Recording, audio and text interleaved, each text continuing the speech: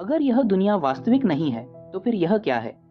आज एक विचार विज्ञान और दर्शन दोनों को हिला रहा है, सिमुलेशन थ्योरी, यानी यह संभावना कि हम एक कंप्यूटर सिमुलेशन के भीतर जी रहे हैं।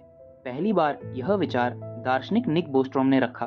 उनका कहना है, अगर कोई सभ्यता पर्याप्त उन्नत हो जाती है तो वह अतीत की पूरी पूरी वास्तविकताएं कंप्यूटर में बना सकती है, और अगर ऐसा संभव है तो संभावना यह भी है कि हम उसी सिमुलेशन के भीतर हो। अब सवाल उठता है, अगर यह सच है तो हमारी वास्तविकता क्या रह जाती है? प्लेटो की गुफा याद आती है। वह भी एक सिमुलेशन ही था, जहाँ मनुष्य परछाइयों को ही सच मान बैठा था। फर्क सिर्फ इतना है, आज गुफा डिजिटल हो गई है। रेने डिकार्ट ने कहा था, एक दुष्ट बुद्धि हमें धोखा दे सकती है। आज वही दुष्ट बुद्धि कोड और एल्गोरिदम बन गई है। अगर हमारी इंद्रियां हमें धोखा दे सकती है तो क्या गारंटी है कि यह दुनिया असली है?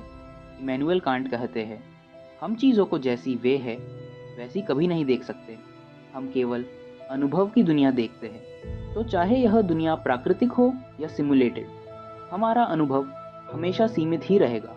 अब विज्ञान की बात करें, क्वांटम फिजिक्स में वास्तविकता तब तक तय नहीं होती जब तक उसे देखा ना जाए। जैसे वीडियो गेम में वही हिस्सा लोड होता है जहां खिलाड़ी मौजूद होता है, क्या यह भी किसी सिमुलेशन का संकेत है? फिजिक्स में प्लैंक लेंथ नाम की एक सीमा है जहां स्पेस पिक्सल जैसा हो जाता है। क्या ब्रह्मांड एक कोडेड संरचना है?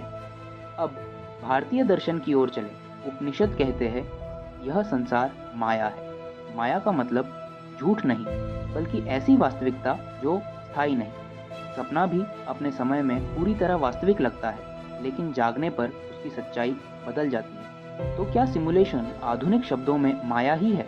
भगवत गीता कहती है, इंद्रियां सत्य नहीं दिखाती, जो दिखाई देता है वह बदलता है, और जो बदलता है वह अंतिम सत्य नहीं।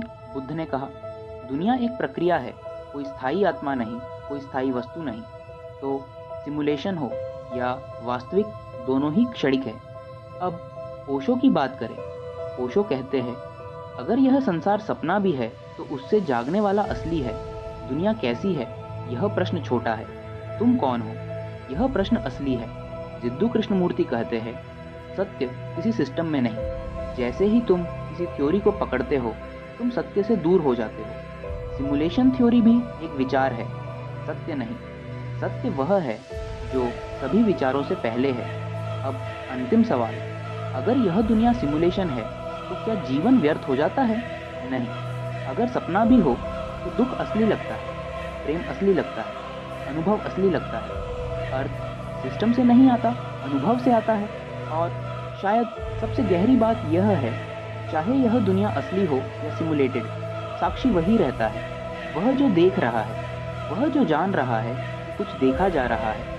और शायद वही एकमात्र वास्तविकता है, क्योंकि जिस दिन सिमुलेशन बंद होगा, जिस दिन सपना टूटेगा, जो बचेगा वही सत्य होगा, और वही तुम हो।